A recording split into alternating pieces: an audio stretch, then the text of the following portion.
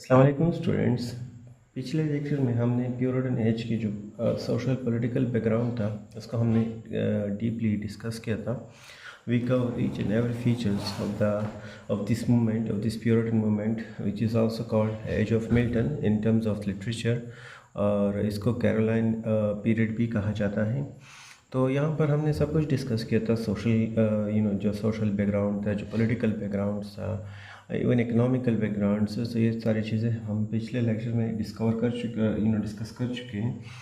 यहाँ पर अगर हमने डिस्कस करना है तो फिर हम इसको देखेंगे दिस इस लेक्चर्स में हम इसको from the point of from the literature, from the literary point of view and from the religious point of view देखेंगे।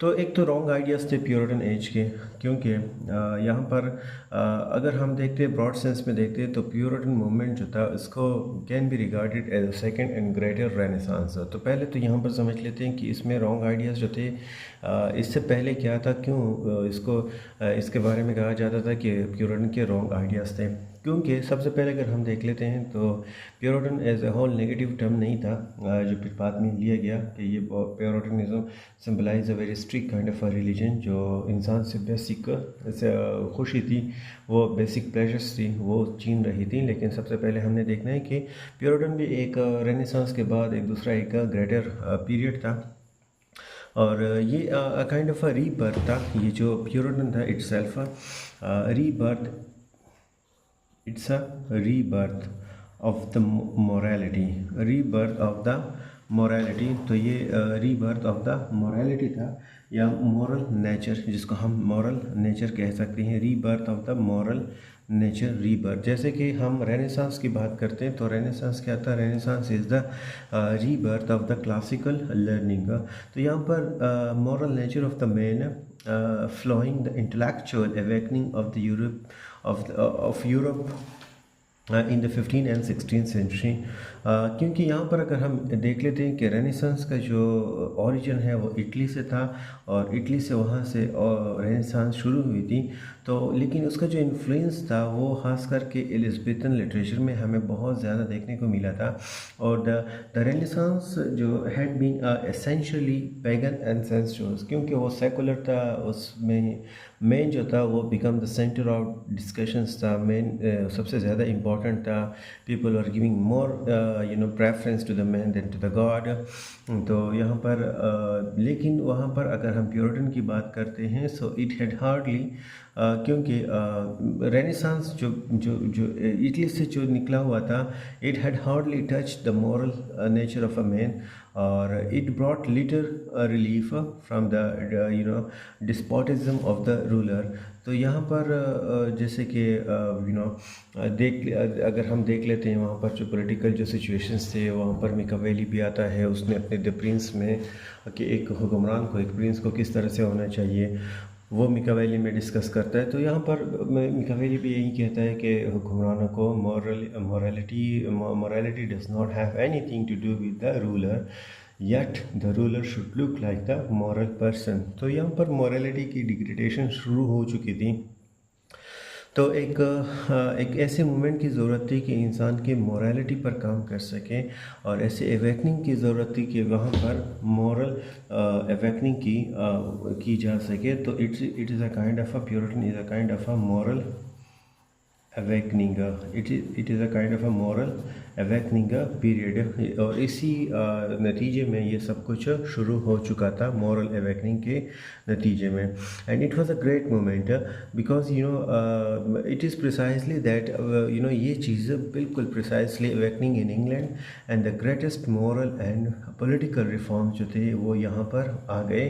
सो that ever swept a nation in a short space of half a century, क्योंकि उसके बाद फिर रेस्टोरेशंस आ जाती हैं। तो ये जो चीज़ थी ये मॉरल अवेकनिंग के लिए थी, और इंसान को पर्सनल जो राइचियसनेस थे, जो पर्सनल उसकी मोरालिटी थी, उनको मोरालिटी सही करने के लिए ये मूवमेंट शुरू हो चुका था। लेकिन यहाँ पर गलती क्या हुई थी कि जो सच मूवमेंट था वो उसको भी ये मिसकंसेप्शन का शिकार हो चुका था, क्योंकि वहाँ पर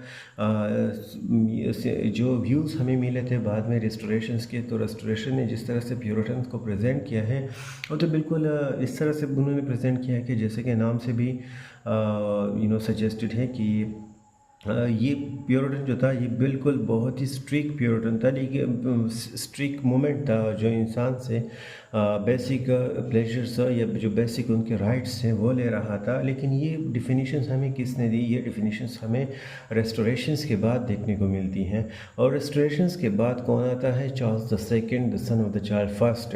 and Charles first was the first king who was beheaded during the puritan as. तो ऑब्वियसली बात है उसका जो टेस्ट था चार्ल्स द सेकंड, उसके जो बेटे चार्ल्स फर्स्ट का जो बेटा था चार्ल्स सेकंड, उसका जो टेस्ट था वो वो फ्रांस में डेवलप हुआ था। तो वो जब आए तो वो बहुत ही ज़्यादा गे थे, वो बहुत ही ज़्यादा प्लेजर सीकिंग पीपल थे। They introduce female on the stage. There was a kind of freedom for sexuality and all other elements as well. तो उन्होंने अपनी एंगल से उन्होंने अपने नज़रियात के ज़रिए उन्होंने प्योरिटन को एक्सप्लेन किया, और उन्होंने कहा कि प्योरिटन, उन्होंने इवन यहाँ तक कि प्योरिटन्स का मजाक उड़ाया।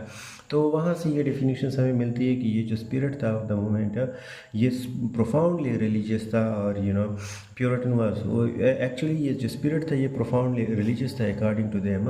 लेकिन ये प्योरिटन जो थे ये बिल्कुल एक was not a religious sect, neither was the puritan a narrow minded. लेकिन इतने ज़्यादा नैरो माइंडेड वो नहीं थे, और ना ही वो इतने ज़्यादा ग्लूमी और डॉगमेटिक्स थे जितना कि आज हमें देखने को मिलता है कि। और जैसे कि अमेरिकन जो ट्रांसेंडेंटलिस्ट थे या उससे पहले जो राइटर्स थे, जैसे कि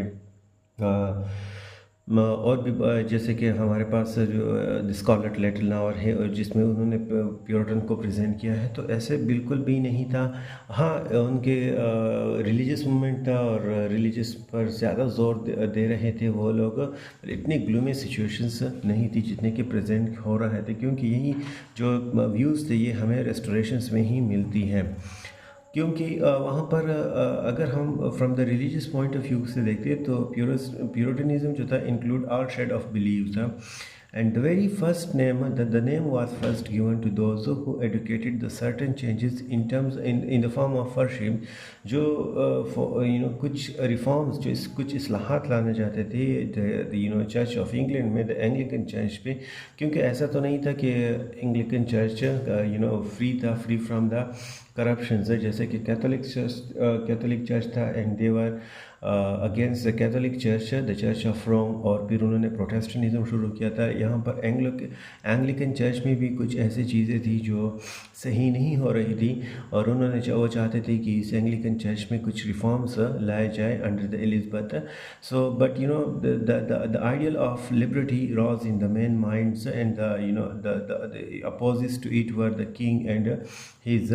क्योंकि उन्होंने क्या किया था कि वो लोग अपोज कर रहे थे किंग्स को भी, और उसके जो इवल काउंसलर थे, जो जैसे कि किंग जेम्स के बारे में मैं पिछले लेक्चर में डिस्कस कर चुका हूँ कि वहाँ पर डिफरेंट काइंड्स ऑफ उसके जो कॉर्टियर्स थे पार्लियामेंट के अगेंस्ट था king James and Charles to. और क्योंकि वो मुख्तलिफ कंट्रीज़ के साथ वो जंग्स करना चाहता था, और उसके लिए टैक्सेस की ज़रूरत थी, उसके लिए पैसों की ज़रूरत थी, और पार्लियामेंट उसको इजाज़त नहीं दे रहा था। तो यहाँ पर कुछ लोग आए थे और उन्होंने कहा था कि जो इवल काउंसलर है या फिर जो किंग है, हमें उनसे आज़ादी चाहिए। और कुछ ऐसे इंटॉलरेंट इवन हमारे पास सिर्फ और सिर्फ कुछ इवल काउंसलर नहीं थे, बल्कि कुछ चर्चमैन भी थे। और कि तो प्योरिटन एक ऐसे बिकम नेशनल मूवमेंट बन गया था उस टाइम, और it including the English church में। यहाँ पर चर्च के लोग भी शामिल थे एज वेल एज उसके अलावा भी और भी बहुत सारे लोग इसमें शामिल थे, जिसमें अगर हम बाकी सेक्ट्स की भी बात करें तो बाकी सेक्ट्स में जो लोग शामिल थे उन सेक्ट्स को हम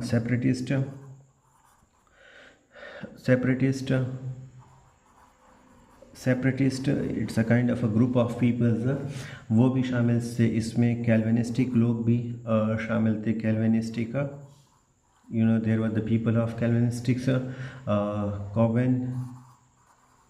कॉवेंटर्स, ये लोग भी थे इसमें। और इसके अलावा कैथोलिक नोबल्स में भी they are not only the Protestants people बल्कि actually the Catholic noble man भी यहाँ पर इसमें इस प्योरिटन में शामिल थे और ये सारे bound together in the resistance to the despotism in the church and the state के वहाँ पर जो जब जो क्रुएलिटी थी स्टेट में या चर्च में उनके खिलाफ थे and with the passion for क्योंकि उनको एक आज़ादी का जज्बा था और एक वो चाहते थे कि सब कुछ सही हो और इस तरह से कि कि बिल्कुल ऐसी सिचुएशन आ जाए, ऐसी खूबसूरत ऐसी ज़बरदस्त सिचुएशन आ जाए कि दुनिया ने इसको अभी पहले इससे कभी नहीं देखी हो, तो वो ये चाहते थे। तो नेचुरली अगर हम इस मूवमेंट को देखते हैं तो the movement had it's extreme and axes and it is from from a few कुछ ऐसे फैनेटिक्स थे यहाँ पर कुछ ऐसे इसी प्यूरिटिज्म में कुछ ऐसे फैनेटिक पैदा हुए थे कि जिसके बारे में ये सारी मिसकंसेप्शंस जो थे वो बन चुके थे। वो कुछ फैनेटिक्स ऐसे थे कि यहाँ पर जो प्यूरिटन में जो लाइफ है वो बहुत ज़्यादा सख्त थी दोज डेज एंड कि इंसैनिटी भी थे और people were struggling against this insanity और दिस डिस्पोटिज्म और मैन जो था लोग कहते थे कि इसी प्योरिटिज्म में जो थे मैन का माइंड जो है वो बहुत ही ज़्यादा नैरो और हार्ड बन चुका है। तो इस तरह से ये सारी चीज़ें जो थी और सिंप्लिसिटी ऑस्टियरिटी लाइफ को स्टैंडर्ड ऑफ लिविंग समझा जाता था और लोगों को फोर्स किया जाता था कि इस तरह की ज़िंदगी गुजार दें। तो यहाँ से so the criticism is made, यहाँ से क्रिटिसिज्म शुरू हो जाता है और यहाँ पर एक wild break of immorality which followed the Restoration of Charles which partially due to the unnatural restriction of the Puritan era. This criticism क्योंकि ये सारी चीज़ें यहाँ पर हो चुकी थी, तो इस तरह से जो था इनका जो रिलीजियसली भी ये सब कुछ चल रहा था। अगर हम लिटरेचर के हवाले से देख लेते हैं तो ये तो it's a kind of transitions, क्योंकि एलिज़ाबेथन एज में हम देख चुके थे कि it was a very dominant age in terms of the literature. यहाँ पर पोइट्री भी प्रोड्यूस हुई थी और सबसे बढ़कर यहाँ पर जो ड्रामा था, ड्रामे में बहुत सब कुछ हो चुका था। इसके अलावा प्रोज वर्क में फ्रांसिस बेकन जैसे लोग आ चुके थे, ट्रांसलेटर्स भी थे। एक कंप्लीट एक दौर था।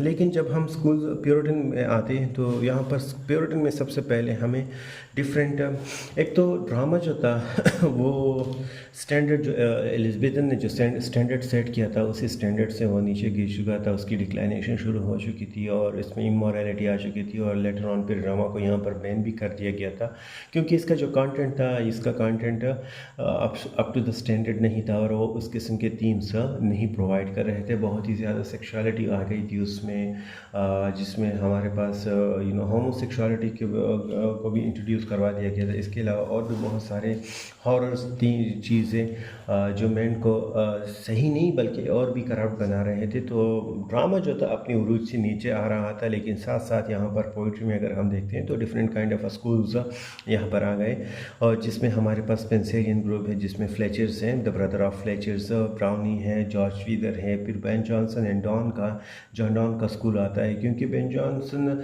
तो वो तो एक पोइट था लेकिन उसने मास्क लिखे थे, he wrote a different kind of a masque and इसके अलावा उसने प्लेस जो उसका जो लिरिक्स थी, क्योंकि यहाँ पर ये जो बेन जॉनसन का स्कूल था it's famous for the lyric, और जॉन डॉन जो हमें पता है जो मेटाफिजिकल पोइट्री के लिए पहचाना जाता है। और इसमें सिर्फ जॉन डॉन नहीं थे, इसमें और भी बहुत सारे पीपल यहाँ पर आते हैं मेटाफिज़िकल पोइट्री में। और लेकिन जो सबसे जो बेहतरीन जो पोइट्री थी मेटाफिज़िकली की वो जॉन डॉन की थी। इसमें क्रेशॉ भी आता है, इसमें वैकन भी आता है, इसमें और भी बहुत सारे हैं यहाँ पर।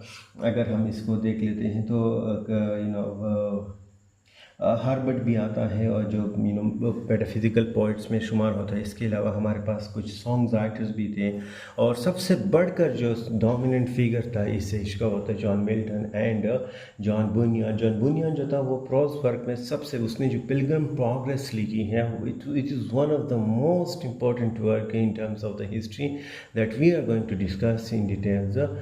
एंड पोइट्री में जो सबसे बढ़कर जो सबसे ग्रेटेस्ट नेम हमारे पास आता है, बाकी तो हमारे पास जॉन डॉन वगैरह सब कुछ है, लेकिन जो सबसे ग्रेटेस्ट नेम है वो है जॉन मिल्टन का. So we are going to look at that part in the next lecture. Thank you so much for today's lecture.